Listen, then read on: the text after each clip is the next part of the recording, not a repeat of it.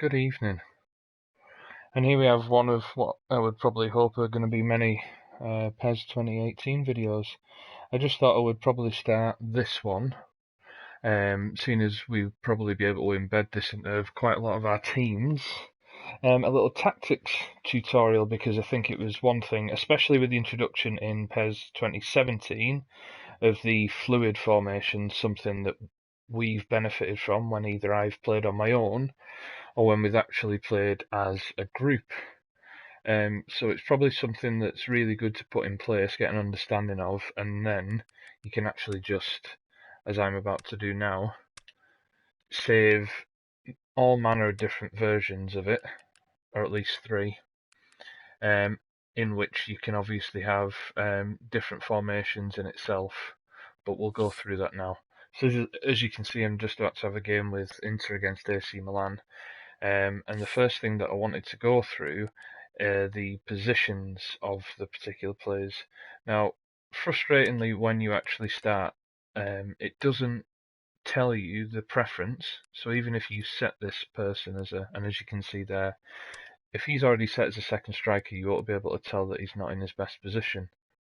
The only way I've ever found it is if they're on the bench, and that is actually their proper positions and their full statistics. There isn't anything that when they're on the pitch here that says, I'm actually a right midfielder, so please play me because I'll be 83. Because obviously, with Candreva, even though he can play wide, move him up a little bit, lose his stats.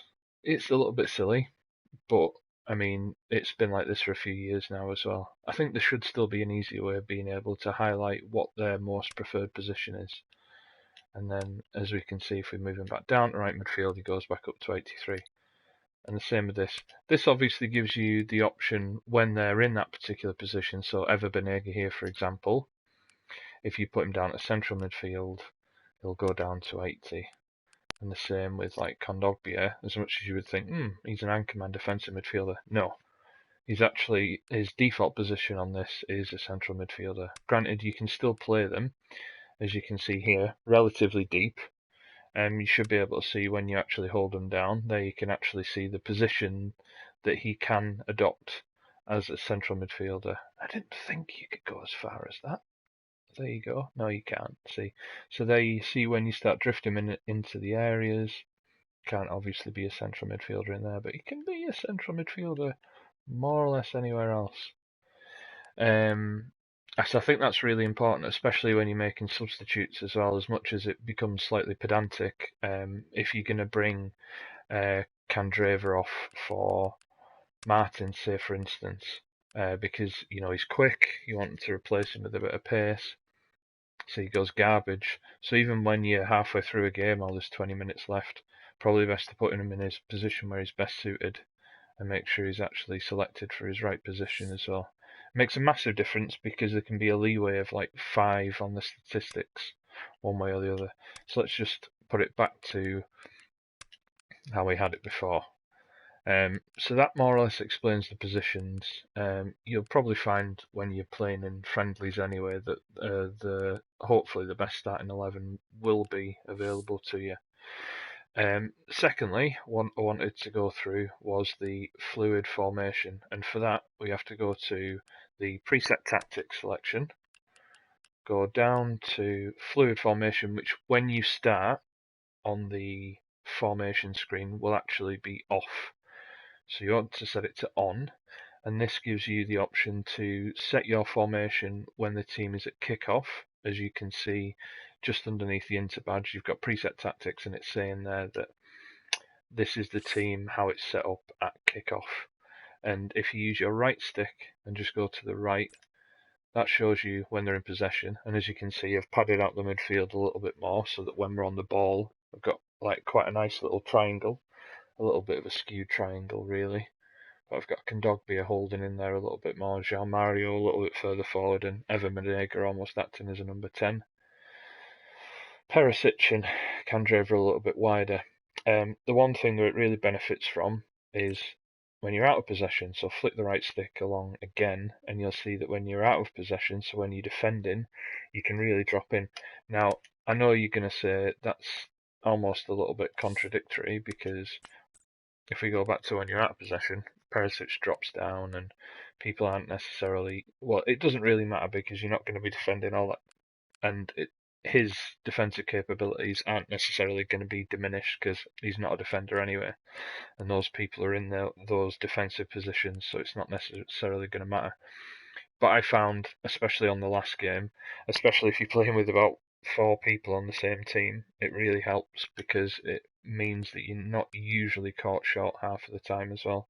There is a function in the game by double tapping the D-pad, either up or down, where you can actually set how defensively or attacking minded you want to be in the game, and that obviously helps with this as well. So even when you aren't with the ball, if you're getting hammered in the last 10 minutes of the game because the opposing team are trying to equalise against you, it obviously sets it up quite nicely, and you're not then overstretched in the latter stages of the game. So that's quite a nice little thing. So yeah, obviously you can see there when you're in possession, a little bit more expansive. At kickoff, not too chaotic as well.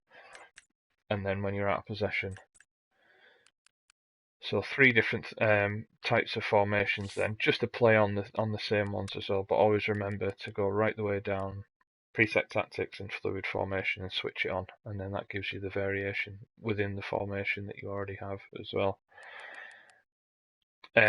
Change formation, obvious, but you can more or less change the positions of the players around so that you can give yourself your own formation anyway. You don't necessarily need to go and select one. So if we go to the attacking instructions, and I'm just basing this again off my previous teams where I've had quite a lot of success as well. I always start with a counter attack. I know the possession game works relatively well, as it's obviously demonstrating there as well. But especially with us at PES Hunter, when we're going to be playing the Masters League with 2, 3, or 4 players anyway, you're not necessarily relying on the computer team. So it might be that if you're playing at one player quite a bit as well, the possession game is yours. But for me, if you're playing with 2 wide forwards and 3 up front anyway, you should always be using counter attack just to get quick and hit them wide. Short passes as well, because you always want them relatively close to you. And again, if they're computer controlled players, it's not necessarily going to matter that much. And that's the only difference there as well. It's short, long, or long passes. That really depends on your playing style. But for me, it would always be short passing. Surprise, surprise, wide. Because I'm a 2 wide forwards that I would always play with in some variation. And position, maintain formation. I interchange between that and the flexible formation as well, especially if you've got a front 3 that are relatively multi-purpose. If you've got a big target man in the middle, you don't necessarily want to be playing with that. You want to maintain the formation so that someone like that stays in the middle, so that you've always got your wide men for him to cross into.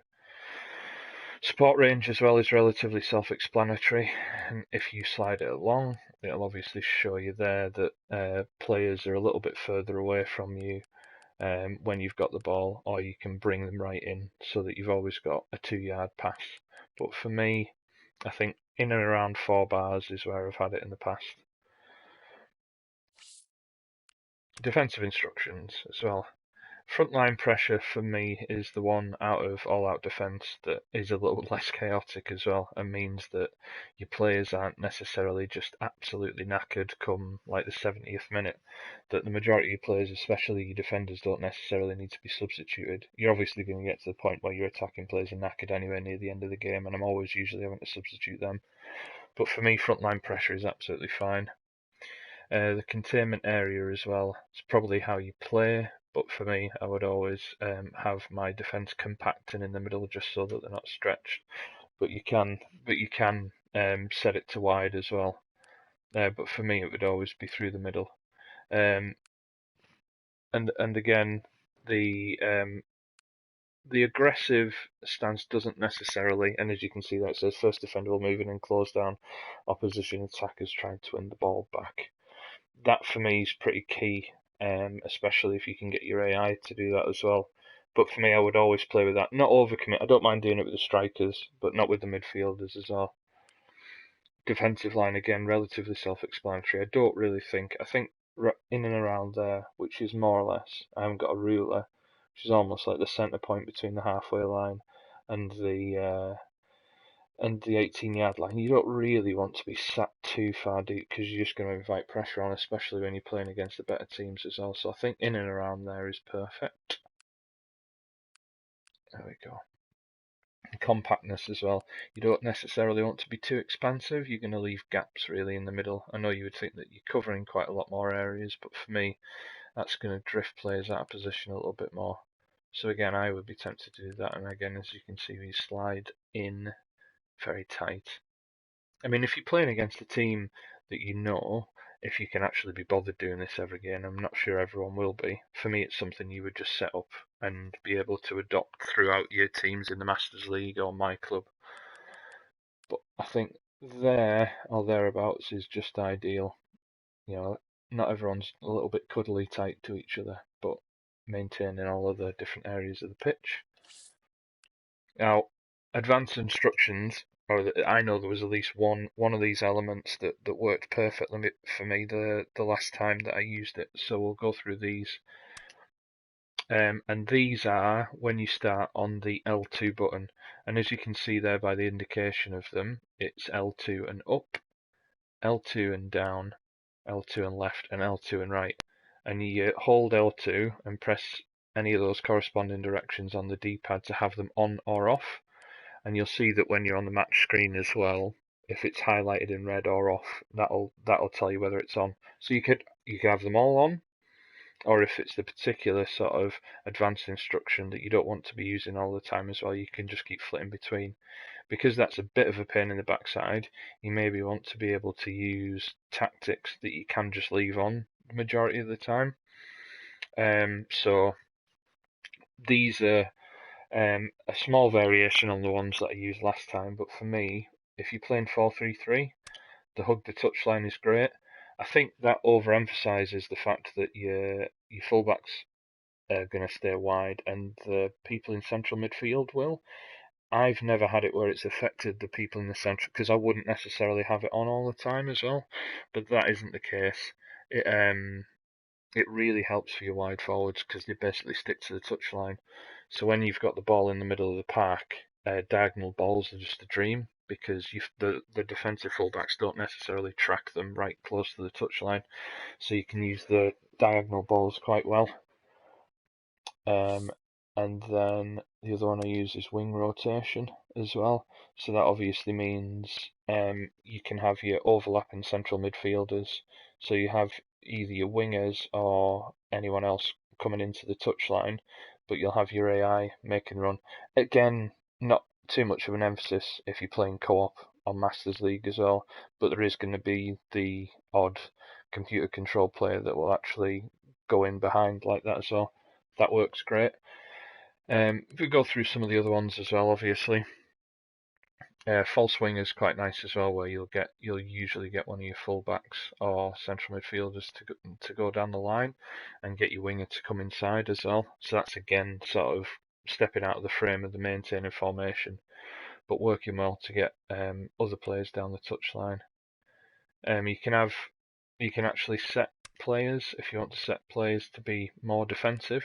So say for instance if you're playing with a midfield three and you're happy for these four just to get on with it, or you want say Candreva to cover his right back in there as well, you could set him to be more defensive, which is quite nice.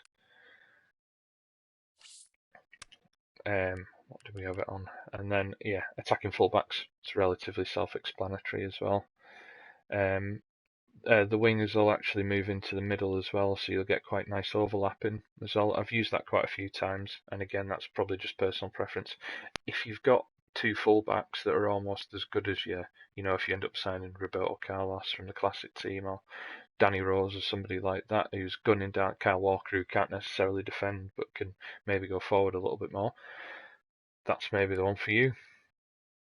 Again, wing rotation we've talked about. Tiki-taka, again, is self-explanatory, so you'll get people within triangles playing within each other so that you can nice short quick passing. Again, a lot more beneficial for one player play rather than co-op. False nine, which is obviously like a millennial terminology now as well, but we obviously know that from watching Messi that you could get somebody like him just to drop into the middle and act as an extra midfielder and have one of your wide forwards go in to replace him. And centering targets, again, if you're going to be a cross spammer, as I'm aware of a PES community terminology that's been bandied around quite a lot as well, that would probably be the advanced attacking instruction for you. And false fullbacks as well. And the fullbacks stray from their traditional positions and push into the centre. That obviously gives the team a number of players in the middle of the pitch. But with the likes of me, who's already playing with 3 people in the centre, doesn't really need it, so we can just leave wing rotation on there. I would usually leave both of these attacking instructions on all the time. Defensive. Wing back, again, you can have a wide midfielder that actually drops in and helps out the fullback. Tight marking, which I can't remember was actually on one last time as well, but you can make sure that somebody marks a player tight whenever they go past. So especially if you're playing against the top team, you can set that beforehand.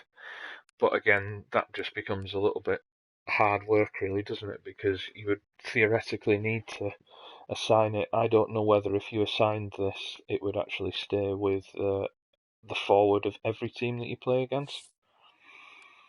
Deep defensive line, there would probably be a time for something like that as well. But I think you can more or less have that in your in the way that you set your team up anyway. So on the box is quite a nice one that you could potentially have as an option to turn on and off if you're getting bombarded at the end of the game, holding on to a 1-goal lead. I found this great if you were playing a little bit deep and you were playing obviously a team that you were getting bombarded against. I would always leave either. Icardi's a good shout to leave forward, but I would always leave, if you've got a really pacey wide forward, I would just leave him up. So Perisic would be a really good idea. And then it means even if you sat back a little bit, you're still going to have him as an option to play up to. Or maybe you want a big target man so that you know that you can lump the ball up to him. And hopefully most of your midfield players are actually going to make their way up.